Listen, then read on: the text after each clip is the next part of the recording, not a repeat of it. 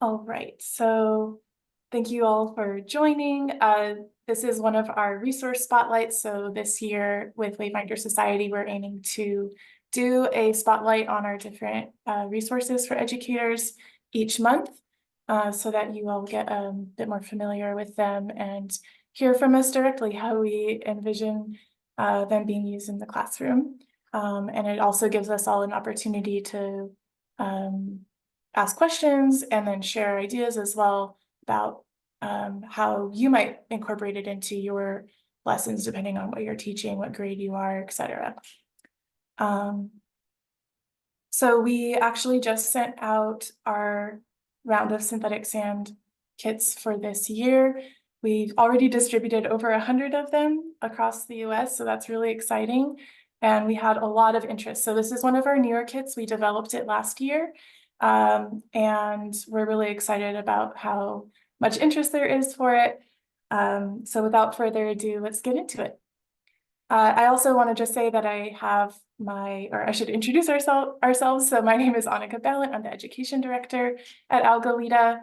And I work with my small team, one of which is here today. That's Emily Bonis. She's our engagement coordinator. So if you have any questions about how you can get more involved in our community, she's the one to reach out to, and she's going to be monitoring the chat for us today. So if you have any questions that come up, you can raise your hand so that we can address it right away, or you can put it in the chat so we can talk about it at the end of the session.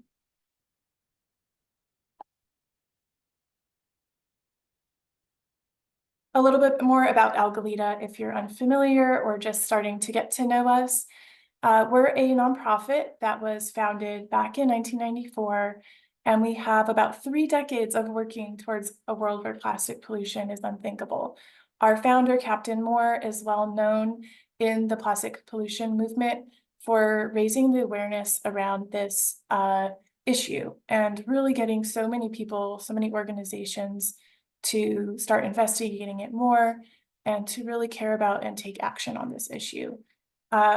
Today, our action plan is to design and deliver educational experiences that empower individuals to understand the full scope of plastic pollution's impact on people and the planet, while also providing tangible ways to support solutions. So this toolkit that we'll be talking about today is one part of our broader Wayfinder Society for Environmental Education program.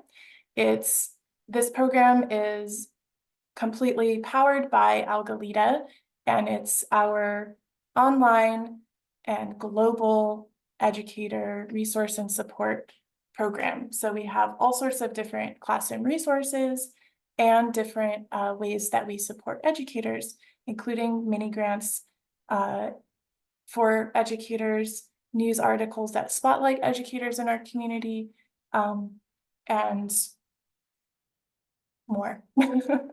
We also have a student hub with over 35 different action guides that show how students can take action at home, in their school, or in their community to address plastic pollution. So at the end of today's spotlight, we'll be showing we'll be highlighting a few of those actions and how they connect with the synthetic sand kit. All right, so just an overview. A lot of this information that I'm going to be sharing today is also available on the webpage for the synthetic sand kit, in case you want to look back at it.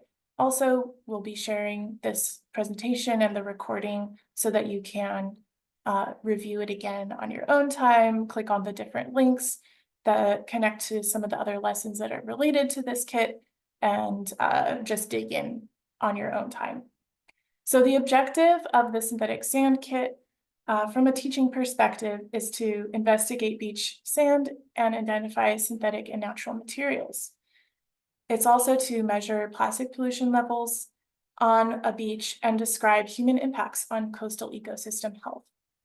So our organization's history and expertise is in plastic pollution, and we've realized that it connects very closely with the synthetic materials standard in middle school, which is part of the NGSS, or Next Generation Science Standards. So we'll be showing in more detail how this kit connects to the standards in a moment.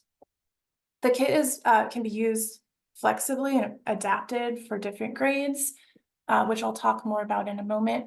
But we recommend that it's used with grades 5 and up. Lower grades probably have a little bit of challenge using or looking at the different items in the sand because they can be quite small. And then the time needed is about 30 to 60 minutes, really depending on how in depth you want to go with your students. So why is this one of our favorite activities? We do the synthetic sand activity as a field trip option that we're working on building out further. So keep a lookout for that. But it's something that it really engages students because it's so hands-on. They're actually looking at sand, they get to feel it's tactile. It's interesting to see what's in the sand. It's fun to think about where something may have come from, and it encourages investigative behavior.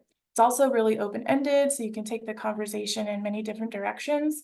And it also uses a real sample. So these are samples that we collected by hand at our local beaches, and it simulates real research. A lot of people around the world are starting to look at not just plastics in the ocean, but plastics on the beach as well, and even in soils or compost, in air and other medium compartments of the environment as well. But this method that we're going to be talking about today is actually one that I've used a lot as a microplastics researcher. How do we use our senses to understand or figure out if it's a piece of plastic or if it's a piece of natural material? Before, there were really complicated machines that we used to identify if something is plastic or not. Before we do that, because it's expensive, we use our visual identification, and we use our tactile clues and even sound to figure out if the material is plastic or not. So we'll be talking about how to do that with your students. And this activity can also be adapted as an outdoor activity if the sample area is accessible. So on our website, we have a note and a video that talks about how you can make this whole activity into a field trip. Although you all probably requested a synthetic sand kit, if you haven't, you can collect your own samples by yourself as an educator and bring those into your class, or you can even bring your students to the beach or to a riverbank or another area where there's a lot of plastic in the environment and do this method that we've outlined in the video to collect your own samples and then take those samples back into the classroom. I'm not going to go more into depth too much into that, but essentially we put out a square sample area, which we call a quadrat in science, and we lay that down on the sand, and then we look at for all the plastics that we can find in that area. And we generally use 1 by 1 square meter. So the sides of the square are 1 meter each. So we place that in different places across the beach to collect these samples. And the samples that we've sent in your kit are representative and sort of collected in the same way. We take a few shortcuts to get the samples together more quickly, but that's essentially what they represent. Emily, could you check if I'm pinned still or spotlighted? Oh, I see. I'm just not looking at it. Okay. You were the display? Not yet. Okay. Thank you. Okay, so I wanted to share a little bit about why we use this resource, or why we offer this resource. So we're based in Long Beach, California. That's where our offices are. And this is our local beach. We're at our location is at the mouth or in between the mouths of 2 major urban rivers, the Los Angeles River and the San Gabriel River. And this is what the result is. So this is a picture, or these are pictures that were taken after what we call the first flush, which is in the winter time, and it's the first time we get a big rainstorm. That's when a lot of the debris that was littered across the city during the summer, the dry period, gets washed down the rivers and into our ocean. And specifically in Long Beach, where we have one of the biggest ports on the western coast of the United States, we have this wall, the rock wall that's built out in our ocean that prevents waves and creates shelter for the incoming shipping or the incoming ships carrying all the containers. That's a tongue twister. So as you can see in these pictures, there are immense amounts of microplastics in our beach sand. And we've been monitoring this for quite a while, and we've used a lot of this data to even affect policy in our local area. For example, we submitted our data when there were talks about doing a plastic bag ban and also the styrofoam ban here in Long Beach, California. So we still get a lot of trash coming from our city, but also a lot of those other materials that we've banned are still coming from cities upstream of us in the LA County and Orange counties.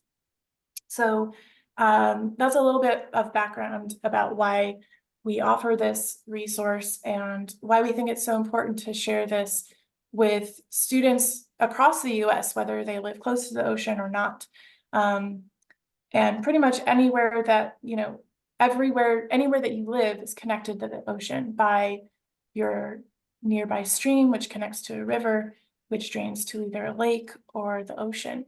And so we're all sort of playing a part of this, but here in Long Beach, we can see it really clearly because of our specific conditions. So I want to talk a little bit about the connections to middle school next generation science standards. I've picked out the two that this kit connects most directly with. So we have MSPS 1-3, which is about synthetic materials. That standard states that students should gather and make sense of info to describe that synthetic materials come from natural resources and impact society.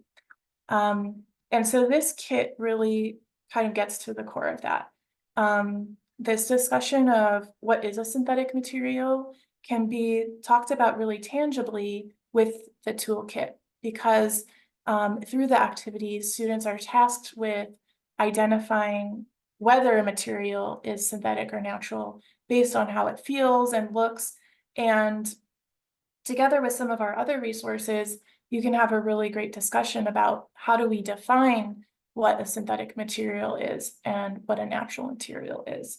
How can we distinguish those? And then how is it affecting our society? So plastics impact our society in very positive ways in some perspectives, right? We have all these different materials and types of products that we wouldn't otherwise have, like food packaging, which keeps our food fresh, and so on and so forth. But it also has many negative impacts. So plastics particularly are one of the most sort of obvious synthetic materials that we use on a daily basis, and they're so integrated into our daily lives, unlike some other synthetic materials that might be more hidden in our world.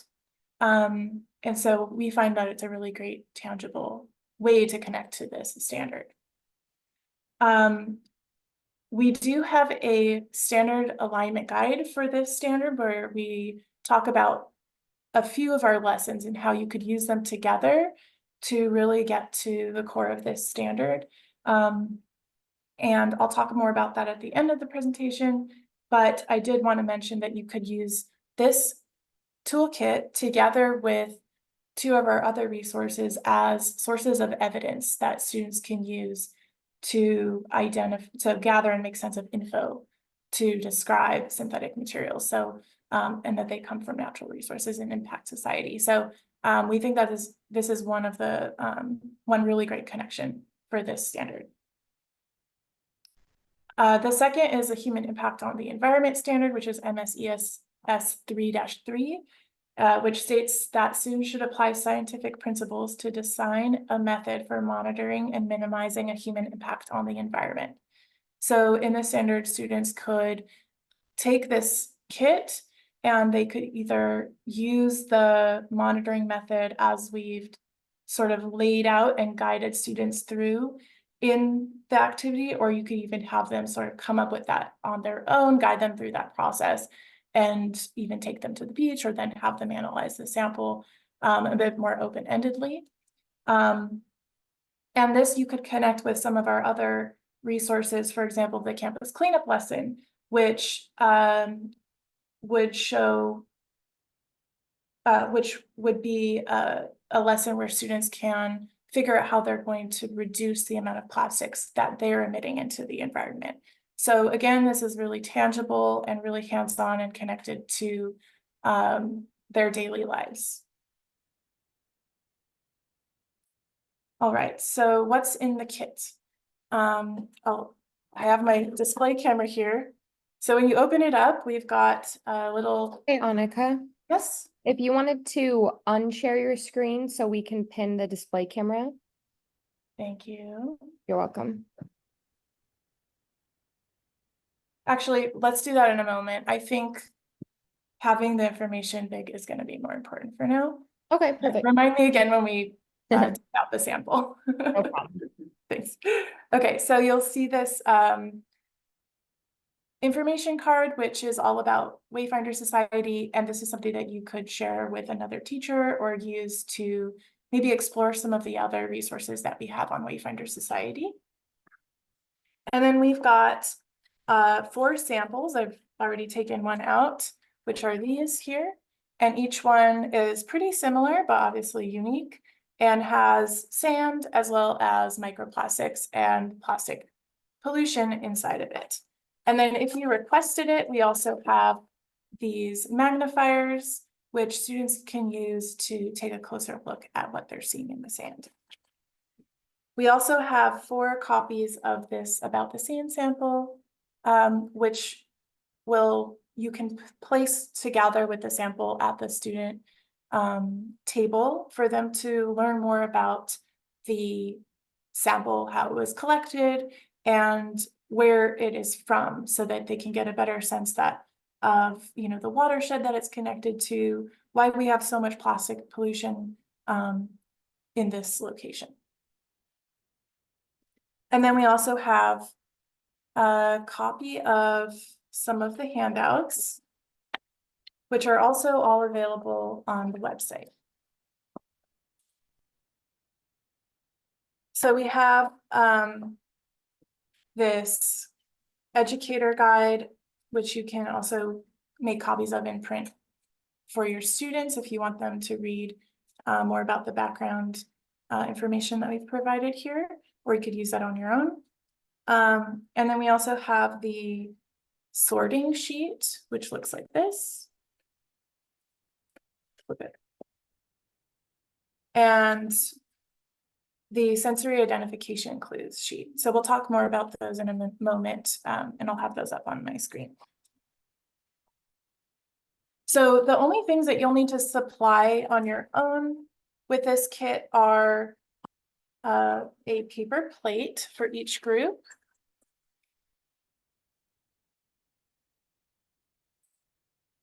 and we like just these flimsy ones because you can fold them to pour the sample back into the jar, whereas if it's like a thicker plate, it's harder to do that. And you can even like double them up if you think it's going to be too flimsy, but we find this works really, really well. And you can also provide them with an implement to handle the sample. The samples have been sanitized, but if they're, so just using their hands is fine. But if they, if you want to give them a bit more dexterity in picking up some of the smaller pieces of plastic, forceps are a really, really great tool, but a spoon could also work in a pinch. Or even like a popsicle stick or something like that. And then we've only provided 4 samples in each kit, but there's quite a lot in here. So you could split the samples onto multiple plates to accommodate a larger number of groups of students, or you could have some students working on a different lesson to explore more about synthetic materials. while some students are doing this activity and then have them switch. All right, so the investigation question for this kit is, what do the contents of beach sand tell us about how we humans impact our environment? And I've also put some other questions here that you could also use, or that are more specific in a certain direction. So we have, how have human-made materials impacted our environment? What evidence is there that synthetic materials impact our environment? Or how can we learn to identify materials based on their properties?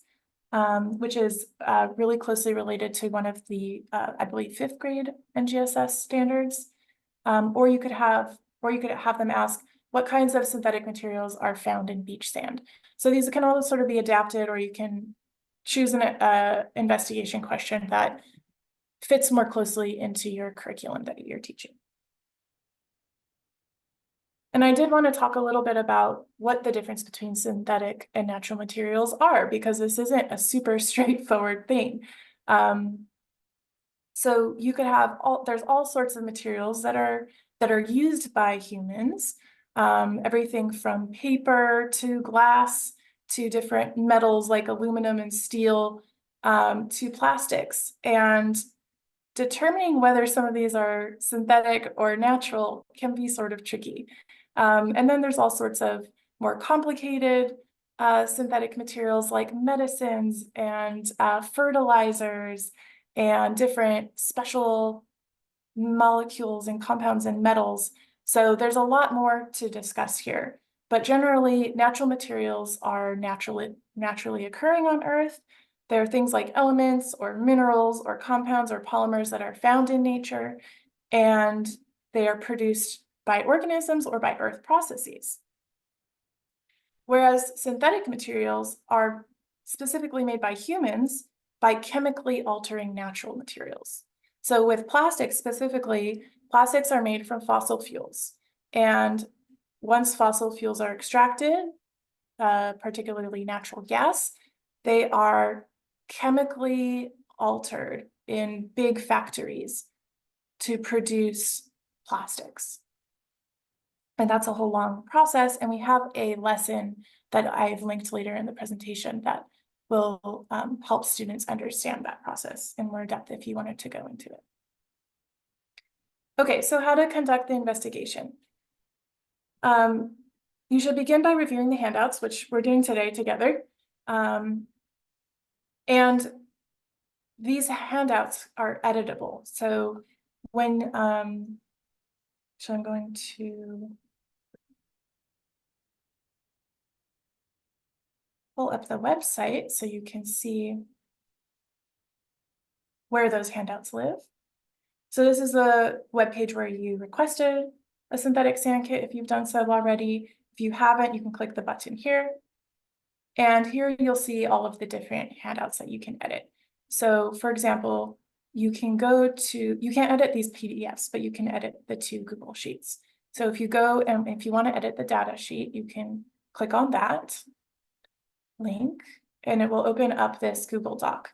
Now you'll notice that you can't edit it directly in here. And that's to preserve the copy that we have.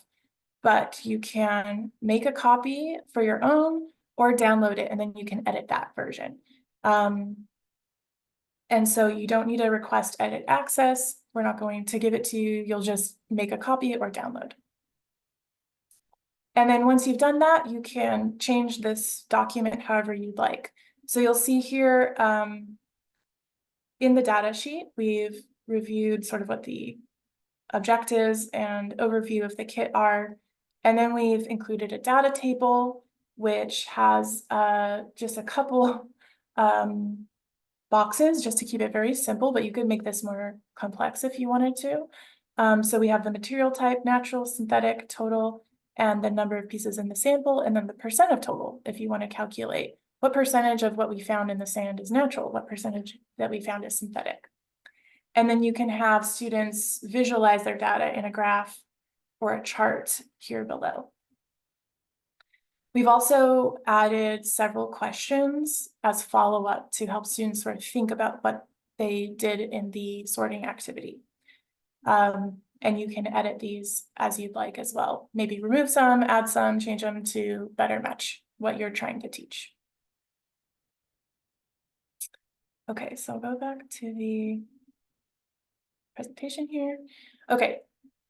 So once you've prepared your handouts, you can either print them out for your students or you can upload them to an LMS, for example, your LMS. And then you'll just want to make sure that you've set up the activity for your students. So you'll have the sample jar, the implement if you're providing one, a paper tray, and the information card as well. And then you'll also want to have a copy of the sorting sheet for each student and a copy of the sensory identification clues sheet, which I will set up for us right here. Don't have quite enough space, do I? Okay. So once your students are ready, you can prep as you'd like. I'm just going to go through how we would do this actual activity. I have included a few more details and suggestions for introductory activities and follow-up activities that we'll talk more about at the end. All right, so in class, once your students are all settled, you'll just have them pour the sand sample onto the paper plate like this. Or if you're splitting it into smaller groups, you might want to do this ahead of time. And kind of just shake it or use your tool to move things around. And at this point, I like to just let students start exploring and looking at it. But you can also give them the instructions ahead of time, which is essentially to identify the different things in the sample and place them onto the sorting sheet.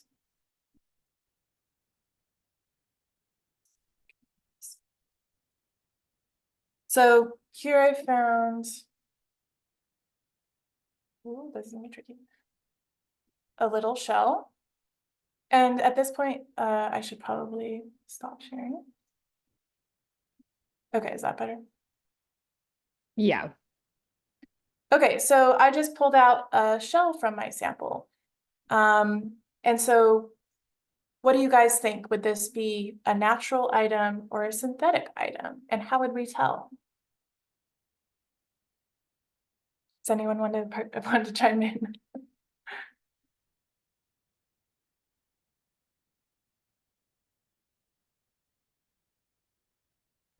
Well, if it's a shell, it would be a natural item because it came from a previously living organism. Right, exactly. So on the sorting sheet, we've sort of outlined some clues that you can use to figure out if something is synthetic or natural. And I have this on a slide, so we'll look at it more in detail in a moment. But they'll just place that shell onto that section of the sheet, of the sorting sheet like that. And just continue going. So there's a lot in the sample to look through. So they don't have to find everything in the sample, but really depends on the time that you want to allot for it. So if you all have your samples and you want to set them up at this point, you can do that. But I'm just going to continue looking at and pulling out some of the things in this sample that might warrant some more discussion. So we've got some other natural materials, like there's a lot of woody debris in beach sand, and this can come from driftwood or just twigs that have fallen down on the street and they get washed down through the storm drain and into the river just the same way plastic pollution would. And this can look in a lot of different ways. They could be really big pieces. Sometimes you can see the bark really well, sometimes you can't. But for natural materials, you're gonna want to have students looking for cellular structure or suggestions of cellular structures. Repeating patterns like these growth rings on the shell. You'll also maybe find something like this, which is a piece of seagrass that's dried up and washed up on the beach. And here again, even if you look closely, you can see, or if you look closely, you can probably see some of the striations in the seagrass. So let's see if this works. Can you all see that? Is it focused? Sort of. Still a little too Yeah. small to see.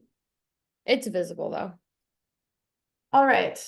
We also will find a lot of seed pods, and this is actually a sunflower seed, which could have come from maybe a bird feeder or maybe a human that was eating sunflower seeds, or maybe an actual sunflower.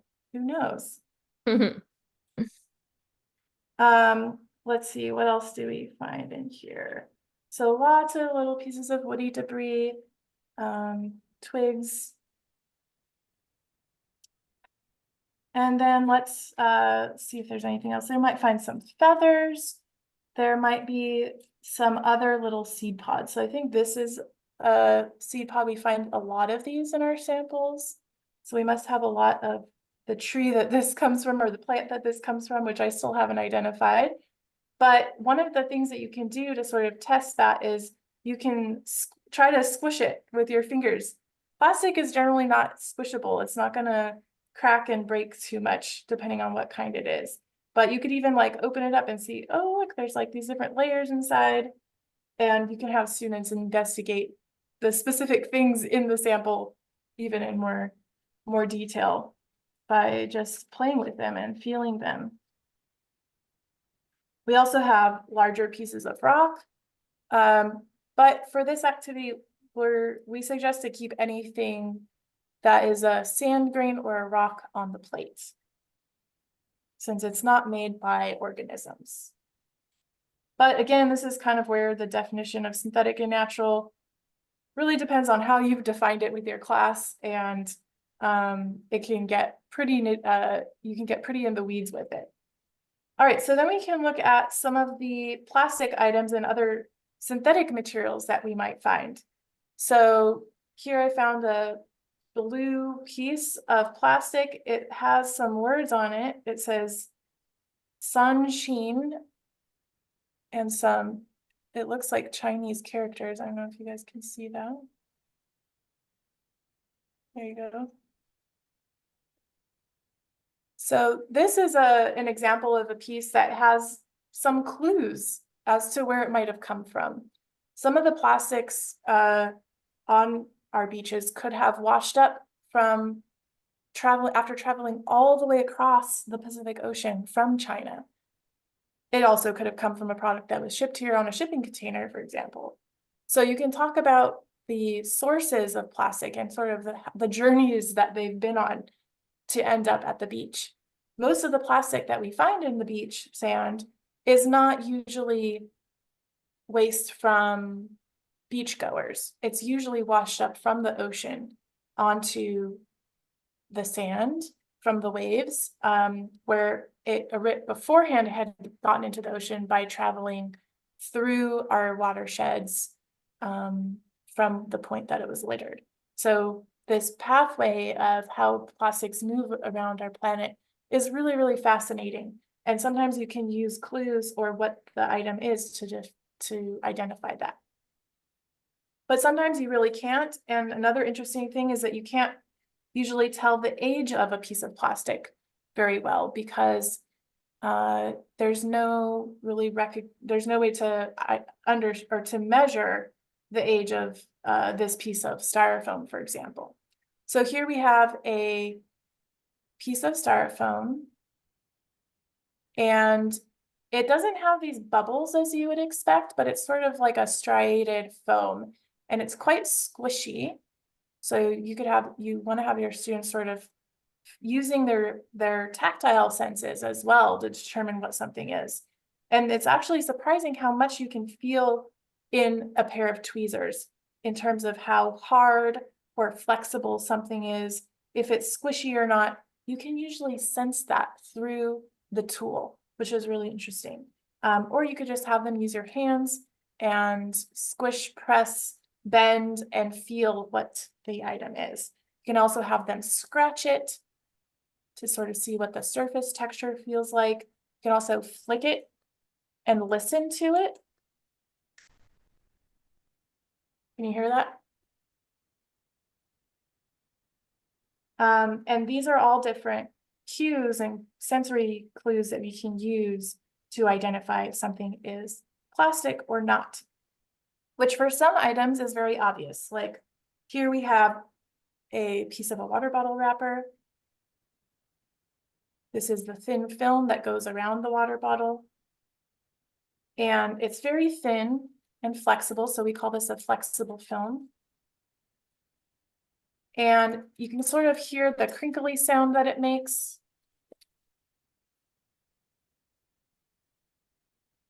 So sometimes it's very obvious, and sometimes it's not so obvious what something is. For example, this piece here. So just by looking at it from a distance, I can't really tell. So I'm gonna have to do some more investigation. So as soon as I touch it, I know that it's really flimsy. So I was thinking, well, maybe this is a shell because it sort of has a similar shape to a piece of a broken shell. Let's see if I can find one here. Not seeing anything at the moment, but maybe something like that. All right, so just at first glance, it's sort of hard to tell. But if we look closer, we can use the surface texture and patterns in the surface, the variation in color. So plastics are very uniform in color generally. So something like this, for example, same red all the way through. This one has the same yellow all the way through. So now it's very similar blue all the way through. Whereas if you have a piece of wood, for example, it has a bit more of variation in the color. Same with shells or rocks. And so you can use this to sort of talk more about, you know, that it was man-made versus made by an organism, which can make much more complex materials generally than we can as humans. Or it grew rather than being extruded through a mold. So you can talk about all sorts of different connections with this activity. Here's an interesting piece. So it's a sort of rectangular rod. It's got a pretty uniform black color, but I'm noticing that the side of it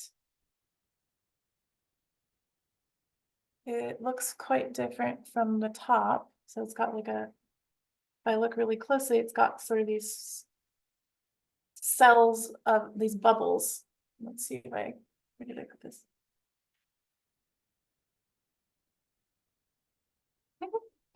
This is testing my spatial awareness here. It's a little hard to see actually.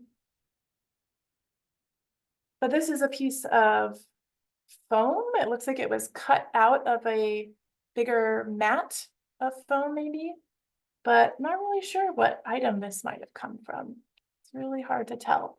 So a lot of the microplastics that we find in the sand are almost anonymous in the way.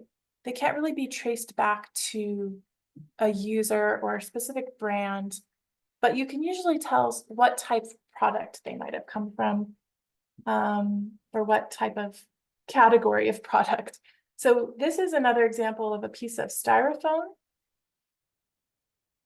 If I hold it up close to the camera, maybe you can see some of the little cells, but it's very flat and papery. And this is what styrofoam sort of ends up as after all of the air has been squished out of it.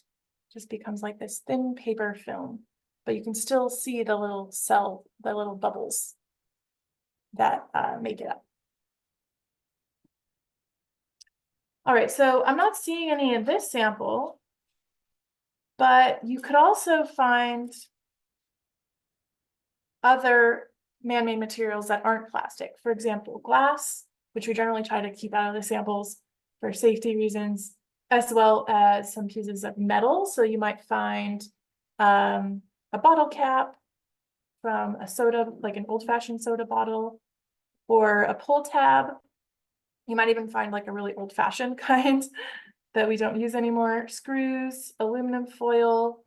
You can also find paper, fabrics, like a cotton fabric, but a lot of fabrics are made out of plastic nowadays. So that would be hard to tell which is which unless you find the tag attached to it.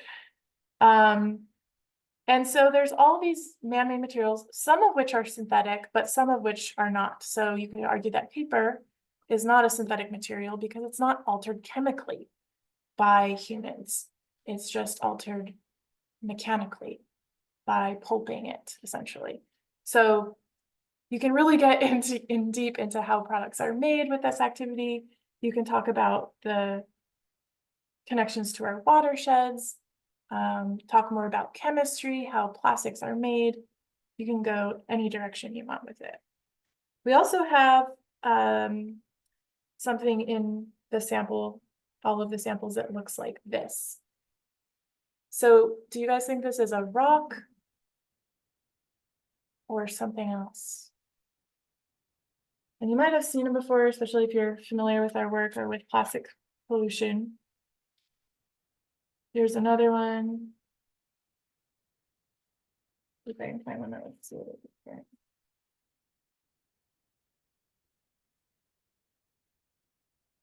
Oh, they all look pretty homogeneous here. This one's flatter than the other ones. So these are called plastic pre-production pellets or nurdles.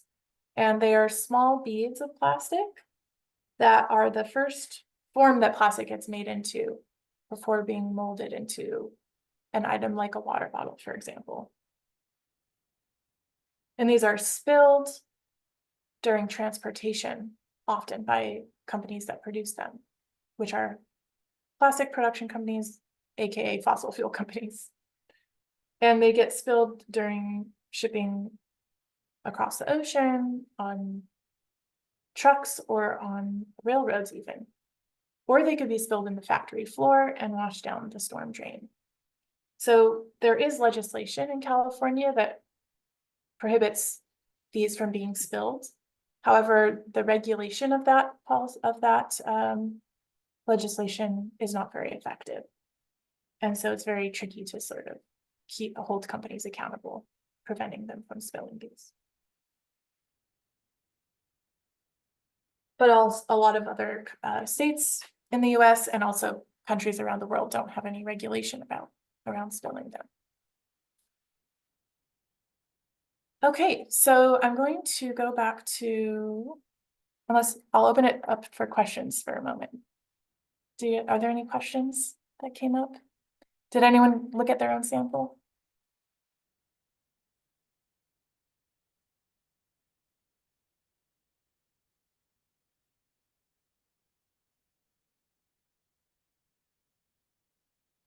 No? I was wondering how much time you think would be appropriate to give them to look through it. I mean, 5 minutes, 10 minutes, 15 minutes, what seems like a reasonable quantity of time?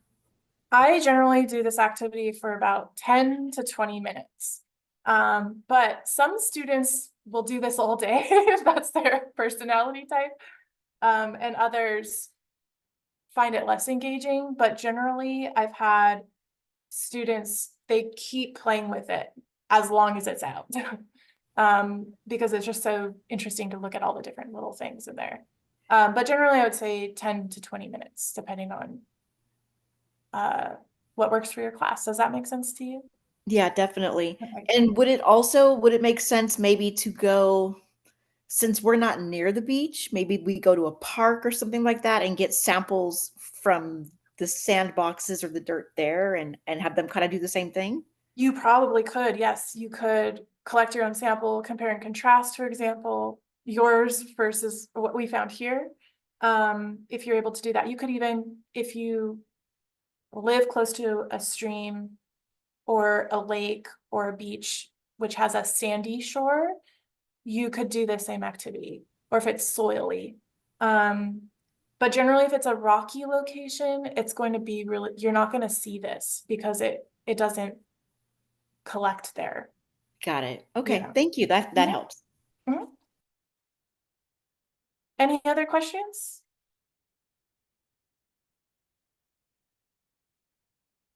Okay, I'll move on. If there's more questions, we can get to Do them. you have, when you collect the samples, do you, say when you go down to the beach, are you looking for like a big pile of plastic kind of sitting there and kind of just to make sure everybody gets a little, or are you just taking like just a random sample off the beach?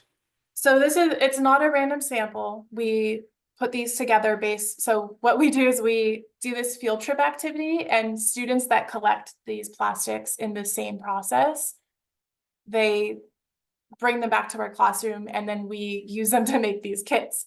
So they're sort of doing it through the same process, but we put them together to make them representative, but also have enough to look at, if that makes sense. So based on the samples that we've collected over the years, we've calculated sort of approximately, this is how much we would expect to find in our beach, in a 1 by 1 meter squared area. So it's quite concentrated here on the plate, right? Because this is like 10 by 10 centimeters.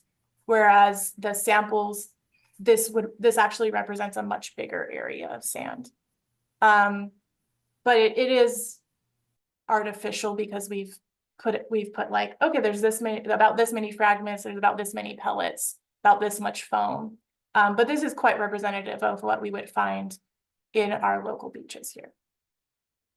And would it make a difference on when it was collected? Like, as you said, after the first rainfall, there's usually lots and lots more, and then maybe different times. Can you speak on that? For sure. So actually, it really depends on where on the beach you're looking as well.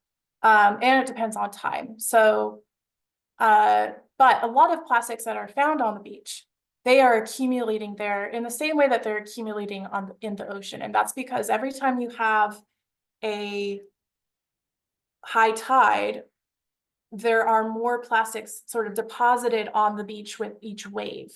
And if you've been to the beach, you might have seen this little line on the sand where the last wave reached, and you'll see a lot of little debris in that, or sometimes a lot of bigger debris as well.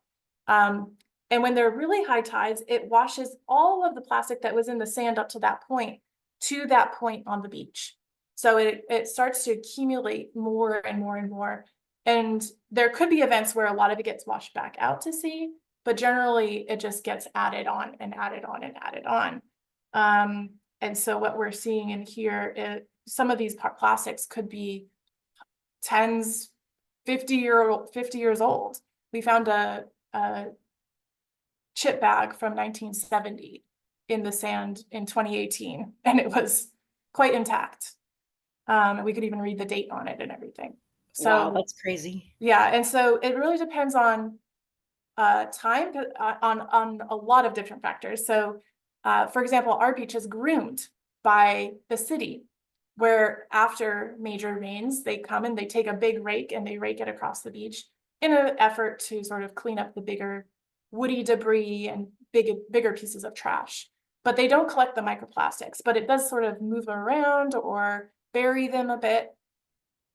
But generally plastics float on the sand because they're lower density than sand particles. But it also depends where on the beach you're looking. So you could have maybe a lot of plastics right at the wave line, at the high tide line. But generally a beach is shaped. I don't have a diagram of this, but you have like a berm right at where the waves keep washing up, and then it usually goes down a bit towards the back of the shore of the beach, farther away from the water, where you might find sand dunes, or you might find a lot of people recreating. And so it really depends on where on the beach you're looking at. We also have we find different plastics at one of the end of the beach from the other, depending on how the currents and the wind move. So we usually find more fragments at one end and more styrofoam at the other end. So there's all these different factors that sort of affect what you're finding where, but that's a little bit more complicated than you might want to get into with your students, unless you're going to the beach with them. Any other questions? When you said you had sanitized them, did you just use like a UV light box, or how did you do that? We actually sanitize the plastics with ethyl alcohol with a spray. So we sprayed them.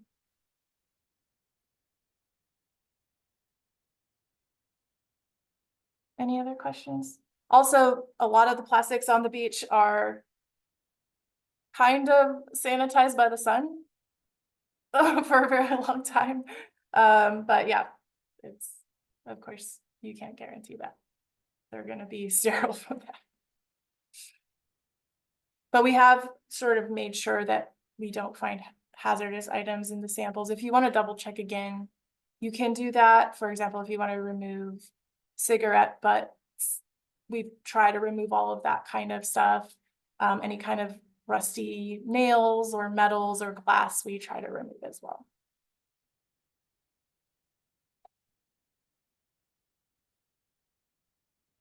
All right, any other questions? I'm going to move on to, we have a couple of minutes, but I have a couple more slides, so I'm going to share my screen again.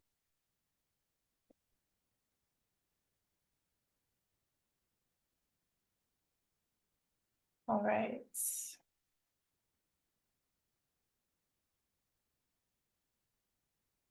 Okay, so here are the sorting sheets that you've seen in the display camera, but you can look at them maybe in more detail or at your copy that you have in front of you.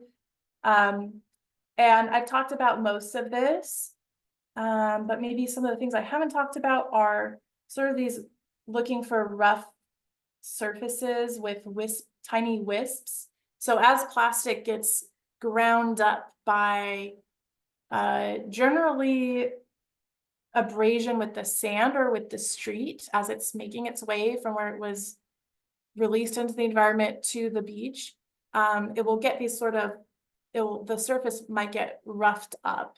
And you can see even like little wisps of plastic coming off of them.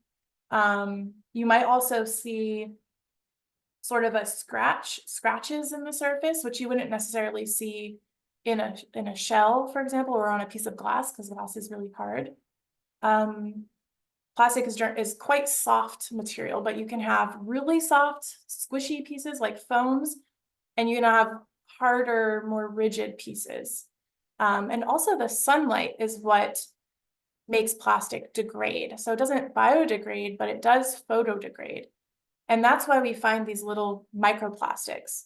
So this picture here at the bottom, and let me see if I can use my laser pointer. So this one here, you can see in the zoomed in image, these gridded cracks in the surface. And this is a really telltale sign that something is plastic, because these cracks are a sign of photodegradation. As the sunlight hits the plastic, the polymers in the plastic degrade or get shorter and shorter and shorter.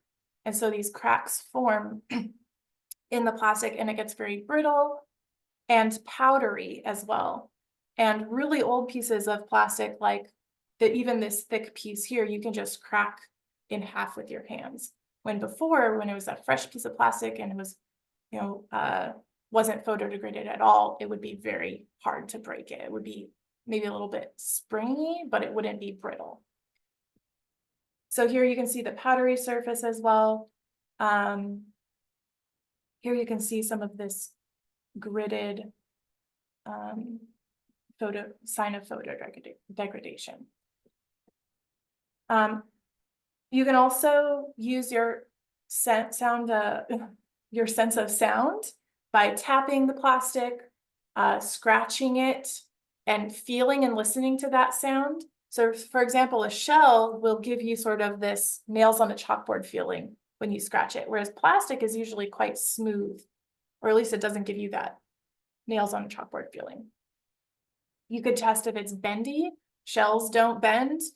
They're a solid mineral, and sometimes wood will break quite easily. So these different like tests, manual tests that you can do. You also see if you can indent it with your fingernail. So a piece of foam, you can definitely make an indentation in it, but even something like this piece, which is quite hard piece of plastic. Okay, well, I can't indent it, but maybe on this edge I can here. So you can use all those different tests. You can also look at the luster. So this is the geology term where for determining different minerals and rocks.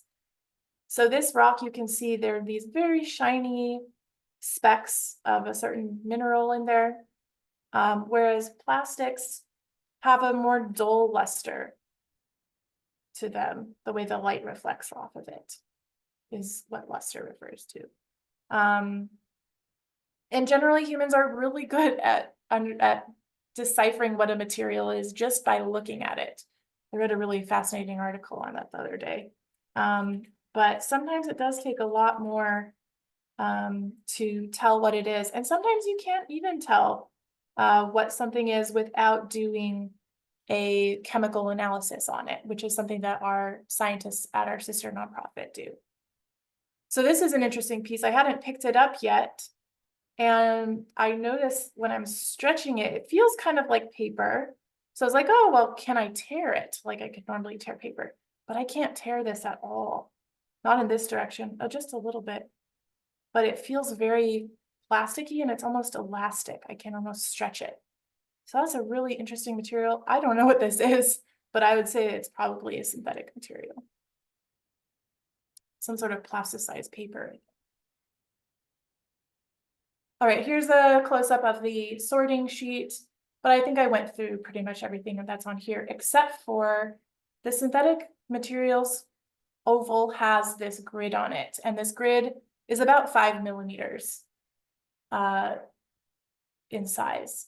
And this is actually the definition, the scientific definition for microplastic. So if you find a really tiny piece of plastic in your sample and your student places it on this grid, if it fits inside one of the squares, it's called a microplastic.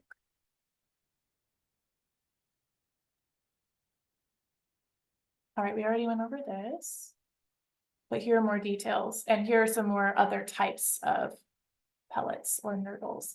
You might also find BB gun pellets, which are much bigger and rounder. So that's something different.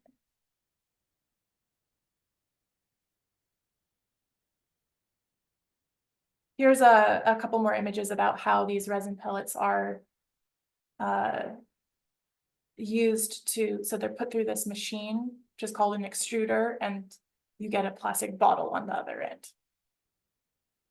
There's lots of different types of those machines.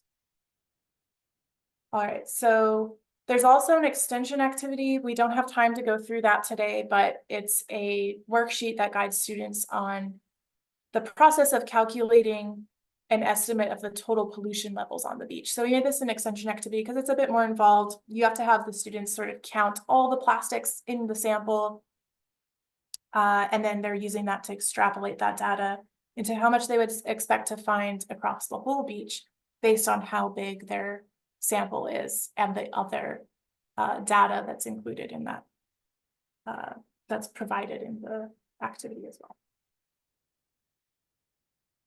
And Annika, Kelly in the chat had a question. Is there an estimate of how much of the microplastic came from beach litter as opposed to being dumped in the ocean or swept off a container ship?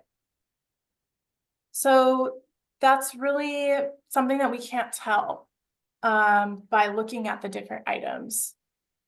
But I actually haven't seen studies that sort of, or recent studies that do that kind of analysis of the source, comparing land-based versus ocean-based debris, or like stuff that was dumped off of a container ship, either on purpose or by accident. But we do have a lesson that was created by one of the educators in our network that has students do a debate based around waste, plastic waste that comes from shipping containers that fall off ships. So if you want to dig into more into that topic more, it's a really cool lesson. And that's on our lessons page in Wayfinder Society. You'll just see a picture of the shipping container. I was just curious because there seems to be so much styrofoam, and so I was wondering, is that like coolers and cups on the beach? So it's probably, it could be some coolers and cups on the beach. It could also be coolers and cups. You know, how Okay. people, you've seen people like put their cup outside of their car door, right, and then drive away. I think that's a really big source. Trash falling out of trash cans is a huge source. And then it's, you know, going through our watershed the same way, this urban litter that washes down our streams, rivers, storm drains, and into the ocean.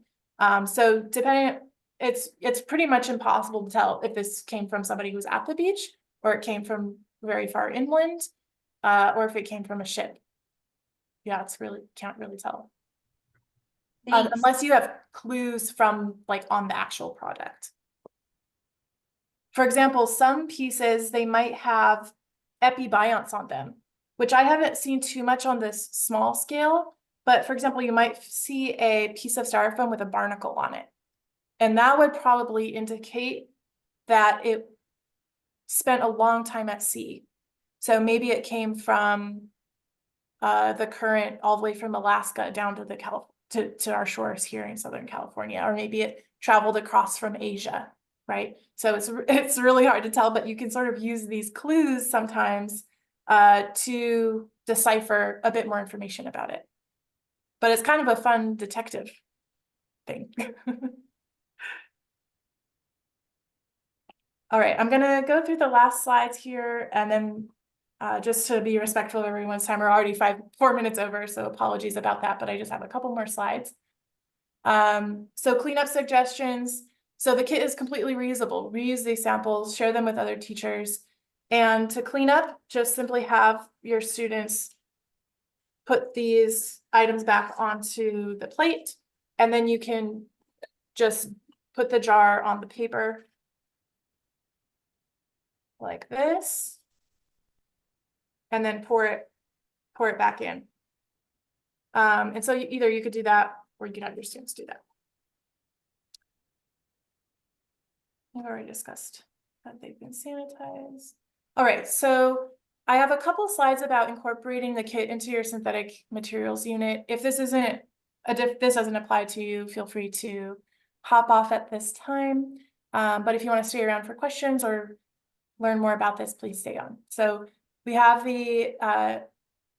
we've put together a guide, which is under our standards alignment guides page on Wayfinder Society. It's linked in this presentation as well.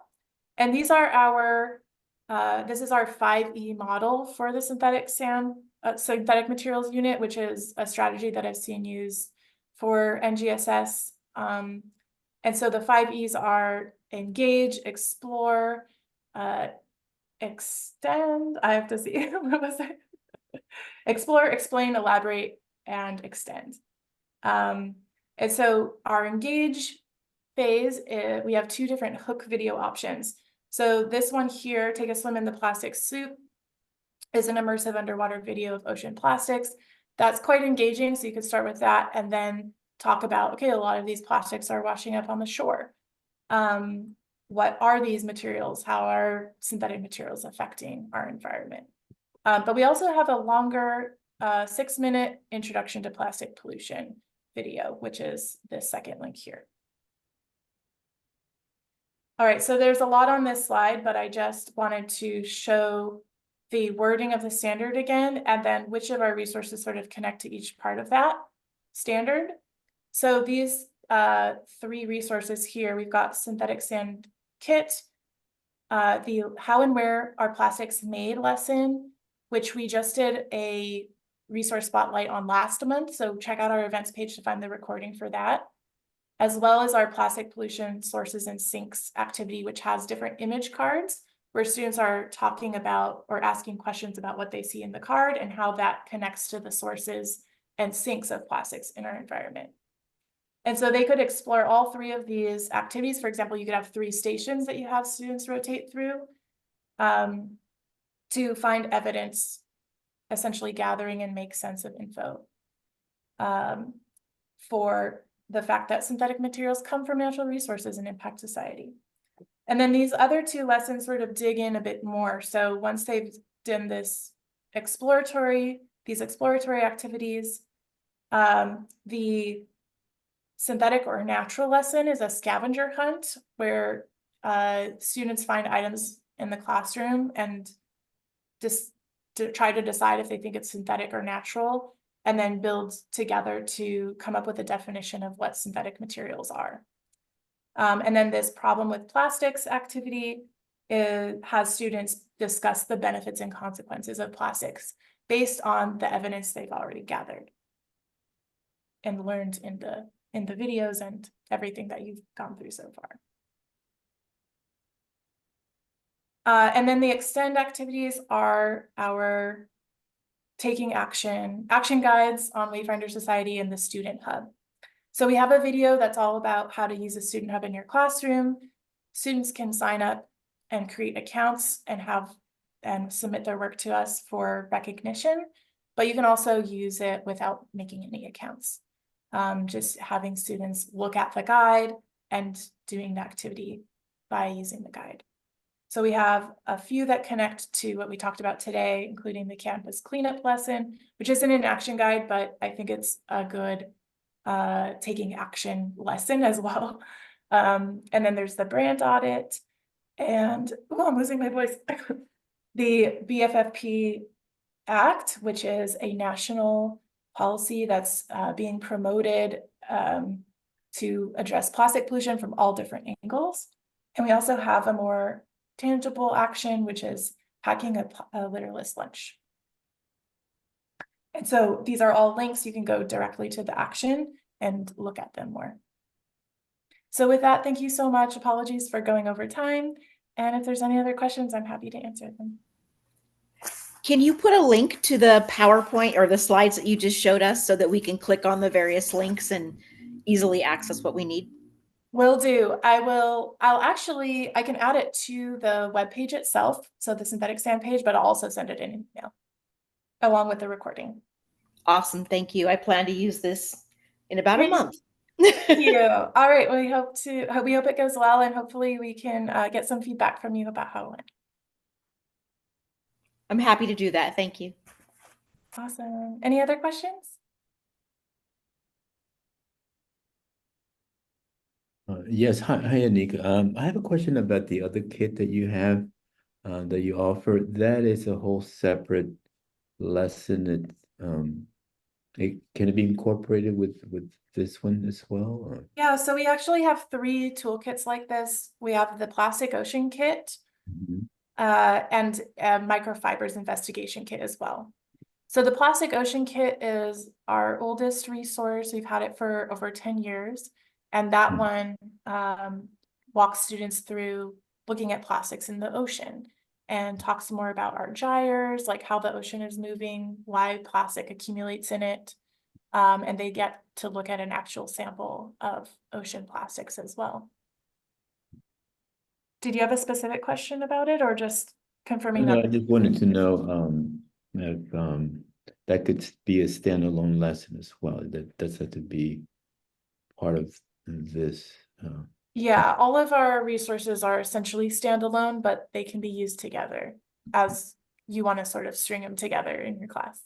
Okay, thank you.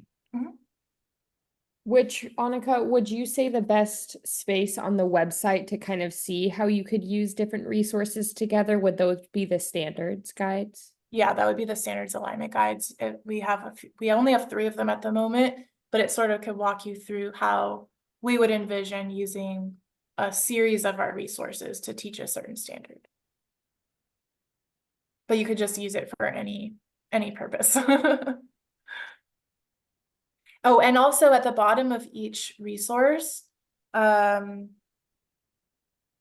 do have, like at the bottom of this one, we have all of the related resources at the bottom of the page too. So you can sort of see which ones connect with each other.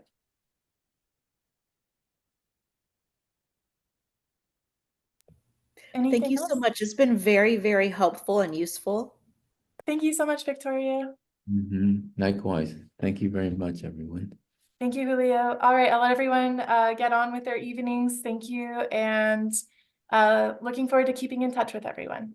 Thank Bye. you. Thanks, Bye-bye. everyone.